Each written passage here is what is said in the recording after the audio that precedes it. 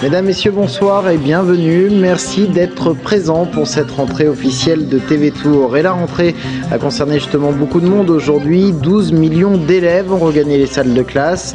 Dans l'académie de Tours-Orléans, ils étaient un peu plus de 450 000, entre la joie de retrouver les camarades et l'angoisse de démarrer une nouvelle année. Une rentrée marquée à Blois par une grève, celle des conducteurs des bus tubes. Ils ont débrayé aujourd'hui pendant 2 heures. Un appel à un arrêt du travail qui est reconductible. Le bilan de la braderie de Tours, c'était hier en plein centre-ville. 220 000 visiteurs ont été comptabilisés par la police municipale. Des visiteurs qui ont dû braver les averses de pluie. Un constat, les ventes n'ont pas été au beau fixe. Et puis notre invité est ce soir François Hollande. Le rendez-vous est fixé juste après ce journal. C'était donc la rentrée aujourd'hui, cela ne vous aura pas échappé. Et du côté du trafic en ville, la date marque souvent le retour des bouchons et une inquiétude vive à Tours avec l'extension des travaux du tram. Nous avons voulu tester ce matin la traversée de la ville à l'heure où les familles emmènent leurs enfants à l'école. Reportage signé Gaël Poulain. Notre point de départ est ici, au rond-point d'Emmaüs à Tours-Nord. Notre point d'arrivée, la faculté de droit Hauts-de-Lyon. Les sites internet estiment notre temps de parcours entre 20 et 25 minutes selon les itinéraires. C'est ce que nous allons voir. Et les premiers mètres du parcours se font sans encombre.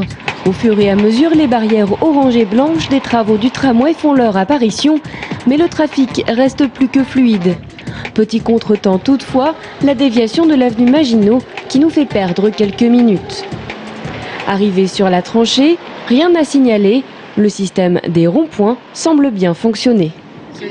Plus loin, la rue Marceau s'apparente à un long fleuve tranquille. Pourtant, nous sommes déjà en retard sur les prévisions internet. Nous sommes partis depuis 19 minutes et nous ne sommes pas encore sur la place Jean Jaurès. En somme, si la circulation s'articule bien, ce sont les déviations qui grignotent les minutes et allongent les temps d'attente au feu rouge. Du côté des automobilistes, les avis sont donc partagés. C'est des bouchons partout, donc c'est un petit peu la galère. Oh ça va, ça roule bien parce qu'à cette heure-là, il n'y a pas beaucoup de monde. Eh bien nous voilà arrivés, après 34 minutes, 33 secondes et 99 centièmes, soit environ 10 minutes de plus que ce que prévoyaient les sites internet. Mais il faut bien avouer que ce matin, les conditions de circulation étaient plutôt agréables. Si nous étions partis 1 heure plus tard, peut-être aurions-nous dû affronter quelques obstacles supplémentaires. Et à Blois, la rentrée s'est faite ce matin avec la grève des conducteurs des bus tubes. Ils ont débrayé entre 7h30 et 8h30. La grève est reconductible au moins jusqu'à demain.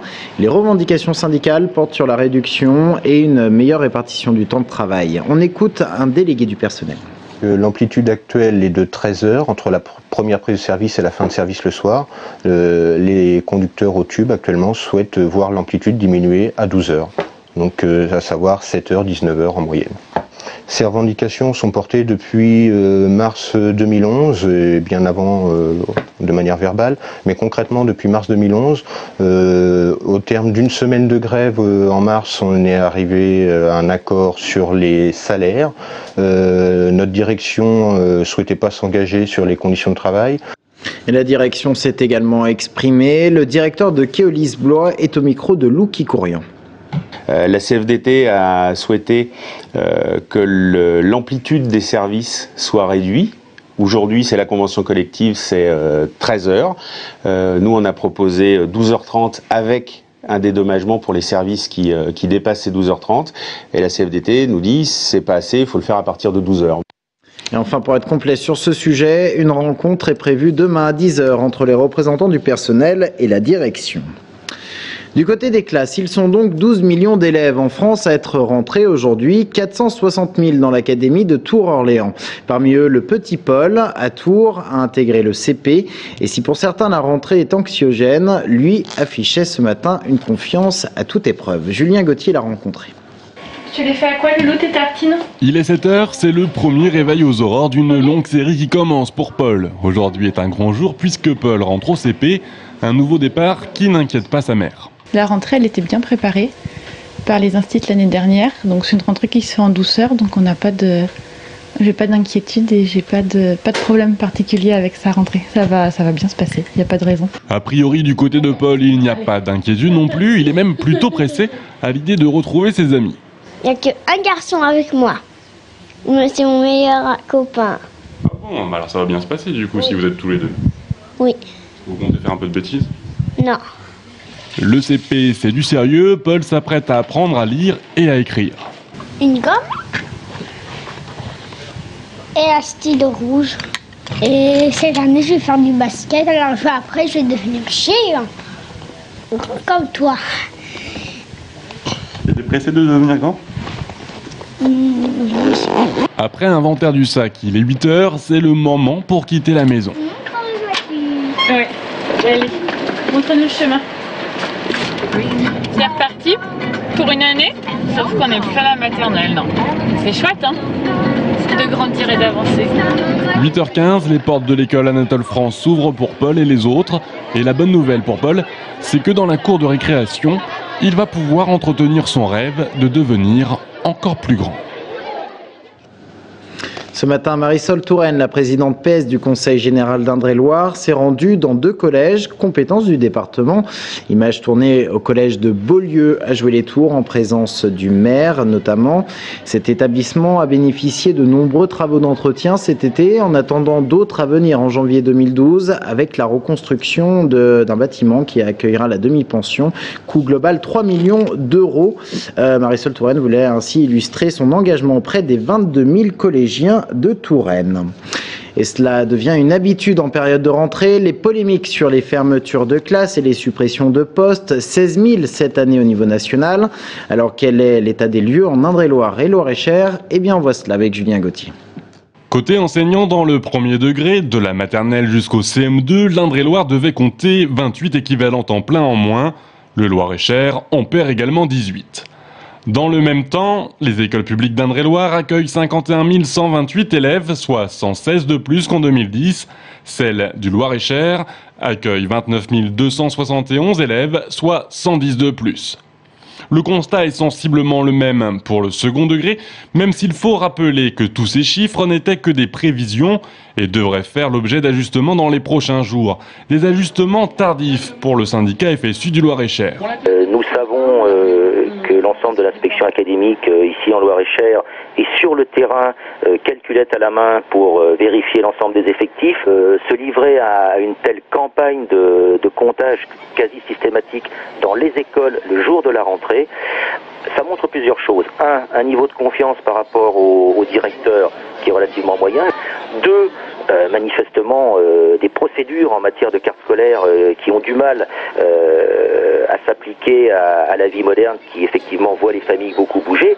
Et puis 3, ça signifie surtout qu'on est en manque crucial de postes d'enseignants. Conséquence directe dans le Loir-et-Cher, ce matin, enseignants et parents d'élèves marquaient leur indignation en occupant les écoles de Chambon-sur-Cisse, Bracieux, Chouzy-sur-Cisse ou encore l'école Jean Zay à Vendôme. Et une manifestation est prévue à Blois mercredi à l'appel des syndicats enseignants. En Indre-et-Loire, la contestation a également commencé. À Mont, par exemple, devant l'école maternelle d'Aumain. Les parents d'élèves réclament l'ouverture d'une 5e classe pour soulager les effectifs des classes existantes qui dépassent les 30. D'autres écoles vont également se mobiliser. Nous en reparlerons dans nos prochaines éditions. Enfin, une journée d'action nationale est prévue le 27 septembre prochain. L'enseignement catholique a également fait sa rentrée aujourd'hui. Le diocèse qui connaît, comme l'école publique, les problèmes de sureffectifs, les classes dédoublées. En Indre-et-Loire, pour s'adapter, il n'hésite plus à réduire l'heure des cours, comme nous l'explique le directeur diocésain. Bon nombre de petites écoles fonctionnaient déjà comme ça il y a très longtemps. Dans l'enseignement catholique, ça n'a jamais posé de gros soucis, même si parfois ce n'est pas forcément une solution qui est satisfaisante. Un certain nombre d'établissements travaillent sur des rythmes scolaires un peu particuliers, soit en réduisant le temps de la séquence, en passant des séquences de cours de 45 minutes à 45 minutes ou à 50 minutes, afin de dégager du temps pour faire de l'accompagnement. Propos recueillis par Sabrina Meloult. Le candidat aux primaires du Parti socialiste, François Hollande, était en déplacement aujourd'hui à Tours. Il a été reçu par ses soutiens locaux, notamment Marisol Touraine et Jean Germain. Il s'est rendu aux écoles Gide Duhamel, où il a rappelé son opposition aux suppressions de postes dans l'éducation nationale. Une visite avant de se rendre au Nouvel Olympia pour un meeting de campagne. Et je vous rappelle qu'il est notre invité juste à la fin de ce journal. Dans l'actualité du week-end, on notera la braderie Tours. Difficile de la comparer à celle de Lille, mais cela fait déjà 17 ans qu'elle est organisée dans le centre-ville. 220 000 visiteurs auraient fait le déplacement hier selon la police municipale.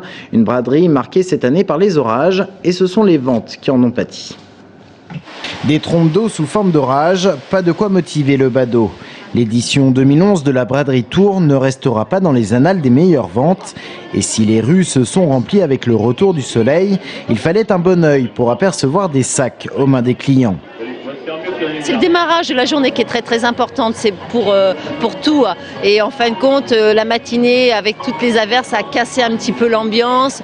Donc les gens peut-être moins pris dans l'élan de la consommation et de l'ambiance qu'on connaît habituellement au niveau de la braderie. Seul commerçant a réellement affiché un sourire de satisfaction, ce vendeur de parapluies pour qui les caprices de la météo sont une réelle aubaine. Ah, les averses m'ont fait du bien toute la journée, hein. Puis maintenant je pense que ça va se découvrir, donc tout le monde va pouvoir faire sécher les parapluies. Par rapport à l'année dernière où il faisait 40 degrés, mon chiffre d'affaires sera en progression, c'est logique. Le facteur météo aura donc largement influencé cette édition, mais pas seulement. Cela devient routinier, la crise produit encore ses effets et tous les secteurs sont touchés par une modification du comportement des Français dans leurs achats. Et on le voit bien nous au niveau de la clientèle, nous sommes obligés de mettre des produits beaucoup moins chers par rapport aux années précédentes. Mais sinon, c'est vrai que la crise, elle est là. Les gens cherchent vraiment à faire des affaires, des bonnes affaires. Bon, il y en a, mais il faut qu'ils connaissent bien le produit pour faire de bonnes affaires. Oui, par rapport à une bonne année, c'est facilement moins 50 à moins 60%. Hein. Facile, hein. Là, j'ai pas encore fait le compte, mais ça, c'est clair.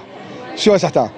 Mais bon, il y a la saison aussi qui n'a pas été terrible hein, par rapport au temps. Hein. Cru moyen donc pour les commerçants et bilan stable du côté de la mairie qui, cette année, a comptabilisé plus de 1100 exposants.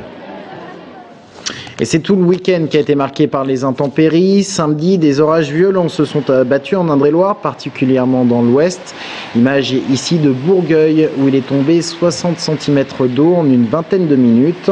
Conséquence, les pompiers ont dû procéder à des opérations de pompage chez les particuliers ou dans les entreprises. Au total, une trentaine recensées dans les alentours de Bourgueil. En bref, les vols de métaux et en particulier les vols de cuivre se poursuivent. La police de Tours a arrêté 2 jeunes hommes qui avaient pénétré sur un chantier du boulevard de Preuilly. Cela s'est passé dans la nuit du 3 au 4 septembre. Et puis ce matin, un homme ivre a volé une voiture. Ça s'est passé juste devant le commissariat de Tours. Son propriétaire s'est égaré à la hâte en laissant les clés sur le contact. Il voulait juste prendre un renseignement à l'accueil, suffisant donc pour que l'on s'empare de sa voiture. Le voleur a été retrouvé au bout d'1 heure. Pour finir ce journal, une image insolite, celle d'un silure pêché dans la Loire par un boulanger de la ville aux Dames. Un silure pas comme les autres, le plus gros jamais pêché dans le département d'Indre-et-Loire. Et quasiment en France, 2,56 m. Le record national est de 2,61 m. Le silure a été relâché dans la nature après avoir passé 2 jours dans une piscine gonflable, le temps de prendre les photos. Et c'est ainsi que s'achève cette édition. Merci de l'avoir suivi. Reste avec nous dans un instant. François Hollande est notre invité.